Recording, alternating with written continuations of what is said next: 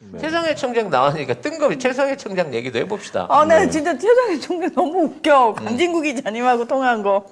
그래서 지금 최성해 총장한테 고발 사주를 이낙연이 했다. 했다고. 하는 얘기가 나오고 있어요. 네, 어제 열린공원 TV 보니까 그 남평호 실장이라고 이낙연의 측근, 요새 측근이라는 단어가 되게 유행하는데 이분 진짜 측근이에요.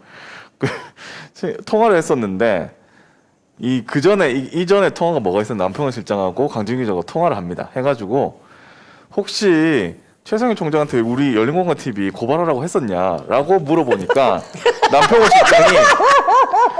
실장 거기에 대해서 대답을 안 합니다. 화를 내. 그렇게 아니요, 화를 내. 아니요, 미쳤어요. 내가 그런 짓을 하게. 아니면 아니다. 이렇게 얘기를 해야 아니면 되는데. 아니다라고 해야 되는데 대답을 안 해. 왜 못하는 줄 알아요? 먼저 저기 한 줄 알고 그러니까 증거가 있는 줄 알고. 강진구 기자가 어떤 어디까지, 어디까지 하는지 모르니까. 그러니까 대답을 못하는 거야. 도둑이 제발 저러버린 거야. 그렇죠. 그때 정말 윤석열처럼 아무리 드러난다고 하더라도 아닙니다 하고 펄펄 뛰어야 되는데 거짓말을 잘 못해. 그렇죠. 그리고 거짓말 했다가 걸리면 그게 또 대창피거든요. 자, 그거 다음에 이렇게 전화를 해가지고 남평호 실장도 고발건은 분명히 이렇게 얘기했어요. 열린공간 TV 고발건에 대해서 처음에는 조심스럽게 얘기하더만 그게 어떻게 고발하라고 했던 걸까요? 물어보니까 그냥 내한테 억울하지 않느냐. 최성의 입장은 억울하진 않은데 사실이니까 이런 느낌이겠지. 왜냐면 이게 뭐가 억울하냐면 최성해 총장이 강진구 기자하고 얘기를 하다 그 전에 이낙연은 그 조국 장관을 치려고 했던 사람이야. 그 강진구 기자가 통화한 게 아니고 이제 조카하고 조카한테. 통화를 했는데 그게 이제 나간 거거든요. 그 다음에 내가 그런 말 한 적 없다. 이런 식으로 또 해가지고 졸제 조카만 거짓말장이 돼버린 건데. 그래가지고 억울하지 않냐 뭐 그러면 열린공원 한번 고발하든지라고 하던데? 라고 그러니까 했거든요. 얘가 고발하기도 그런 게 내가 이걸 고발하면 조카를 잡아줘 쳐야 되는데 그리고 누나 아들. 그리고 사실 요새 애들 대가리 커갖고 말도 잘 안 듣지만 이 새끼가 그때 나한테 녹취록이라도 들고 있으면 또 내가 바보 아니 되는데. 고발을 한들 자기 통화를 그대로 갖다 준 건데 그걸 뭘 고발을 해? 그리고 조카를? 얘가 너무 사실대로 까발리면 안 되는 걸 까발렸어요. 이렇게 고발하는 지금 겨? 처음에 네, 참. 저 고발 사주를 배서 조국 장관 잡을 때만 하더라도 이낙연이 든든했겠지. 그렇죠. 근데 지금 누가 보더라 이게 지금 젖은 낙엽 불안하거든. 불안하잖아. 이제. 젖은 낙엽이라뇨. 곧 불 싸질러서 마른 없어질 낙엽. 하여튼 이 낙엽이 지고 있는 계절을 뚜렷이 보는 입장에서 최성해가 이 얘기를 듣고 할 이유가 없는 거죠. 그렇죠. 근데 이제 이렇게 하고 나서 다시 전화가 옵니다. 내가 밤에 잠이 안 와서 곰곰이 생각해보니까 우리 조카를 고발하려고 이야기를 했어. 이거 새벽에 전화한 거거든요. 그래서 아니 남평호 전 실장이 또 그렇게 전화를 했나 하니까 아니 다른 사람 데리려고 왔는데 내가 잘 아는 사람인데 이름은 말해줄 수가 없어.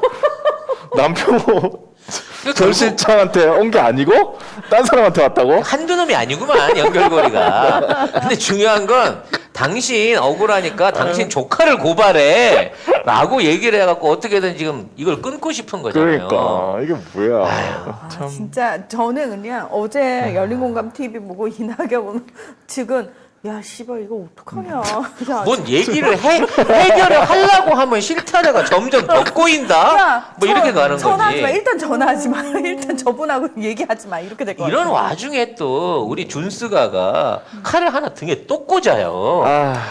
네. 민주당 내부에서 지금 대장동 관련된 자료들이 나오고 있다. 네. 라고 얘기하면서 이 자료가 그럼 누구한테서 나올까요? 이재명 지사한테 나올까요? 추미애 지사한테서 나올까요? 아니면 박용진이한테서 나올까요? 이낙연한테 결국은 나오네요? 이낙연한테서 나온다는 소리잖아. 그렇죠. 결과적으로 지금 이낙연이 지금 대장동 사건에 대한 소스를 우리한테 주고 있다라고 실토를 해버렸어요. 또 거의 이준석이. 그렇게 얘기를 해버렸죠. 이재명 자료는 여당 내 다른 파벌이 뭐 쥐고 있는 것 같다. 우리도 잘 모른다. 그렇지. 근데 계속 나오는 거 보니까 이거 저쪽에서 가지고 있는 것 같다. 이렇게 얘기를 했습니다. 물론 뭐 민주당 쪽에서는 다 반발을 했는데 저는요. 그 언제 방송에서도 한번 말씀드린 적이 있습니다만 얘네들이 2년 전부터 이제 김희정 안희정. 안희정 당시 안희정. 이제 그 충남 지사. 전 충남지사 낙마시키고 난 이후에 앞으로 다음 대선에 가기 전에 예? 박원순은 여자 문제로 죽이고 이재명은 돈 문제로 죽인다라는 썰을 풀고 다닌다는 얘기를 했거든요. 그래서 이제 그래서 나중에 이제 실제적으로 여비서 고발 사건이 나왔고 이걸 엮어가는 걸 보면서 이재명 지사하고 엮인 돈 문제가 뭐가 나올까라는 생각을 개인적으로 갖고 있었는데 네. 그게 대장동이었던 거예요. 그러니까. 그러면 이 내용이 어느 정도 이준석이의 얘기가 신빙적인 썰이 있는 게 이건 실제로 돌았다는 얘기입니다, 여러분. 2년 전에 그 당시에 말씀드린 대로 지금 박원순 시장이 안 나갈라 그랬어요. 안 나갈라 그럴 때부터 이미 아마 이런 류의 압박이 들어올 것을 알고 있었던 것으로 보이는데 그 당시에 사퇴를 하려다가 말았던 단계에서부터 이런 음모에 대한 얘기들이 쭉 나왔었거든. 근데 그게 실제적으로 민주당 안에서 지금에 있는 시민 대권 주자들을 죽이기 위한 프로젝트로서 이게 기획이 돼 있었고 이걸 제기하고 이거에 대한 문제를 삼고 이걸 끝까지 물고 뜯고 있는 애가 이낙연이라고 치면 사실 이 대장동에 대한 기본적인 소스는 저쪽보다도 이낙연한테서 나온 거고 이낙연한테 나왔다는 얘기는 여시제에서 나왔다는 그렇죠. 얘기랑 똑같은 거예요. 저는 사실 지금 송 작가님이 하신 얘기에 대한 소문을 1도 들어본 적이 없는데 우리가 왜 그 팟빵 지하 스튜디오에서 방송할 때 박원순 시장 얘기하면서 제가 딱 그랬거든요. 기억하실지 모르겠는데 제가 저는 이낙연일 것 같은데요 라고 제가 딱 바로 찍었어요. 왜냐하면은 소문은 저는 들어본 적이 없어요. 근데 이게 상황 돌아가는 걸 보는데 이런 짓거리를 할 사람은 딱 한 명밖에 없다. 이 모든 설계가 가능할 사람은. 그리고 이 모든 설계를 실행할 수 있는 사람도 이낙연 정도의 사이즈가 되지 않으면 그렇죠. 할 수가 없어요. 조국 장관을 끌어내기 의미하고 당 안에서 전혀 지원하지 않고 추미애 장관의 개혁을 방해한 그 세력들, 그 배후가 지금 이낙연이라는 얘기가 나오고 있잖아요. 도대체 우리는 얼마나 대단한 빌런을 어마어마한 수박을 우리 내부에서 키우고 있었던 겁니까 이게. 거기다가 지금 서른 의원이 결정적 제보가 자기한테 있다고. 심지어 얘기를 했어. 이거 뭐야? 어디 편이야 이 사람은 도대체? 왜 결정적 제보가 이 사람한테 오지? 국민의힘에 가야 되는 거 아닙니까? 민주당 안에 있는 지금 이낙연 후보의 말이 안 되는 거 사실상의 아닙니까? 최측근인 서른 당신이 이재명에 대한 결정적 제보가 있다는 얘기를 꺼내냐고. 내가 아니, 얘기했잖아. 마지막 슈퍼위크 이번 주말 되면 꺼낸다고. 내가 만약에 제보자라면, 만약 진짜 알고 있는 제보자라면 저는 국민의힘에 갖다 줄 것 같은데요? 그렇지. 그래야 네. 더 세게 물고 그렇지. 강하게 물 거니까. 근데 왜 이쪽으로 갔을까? 제보가 있다면.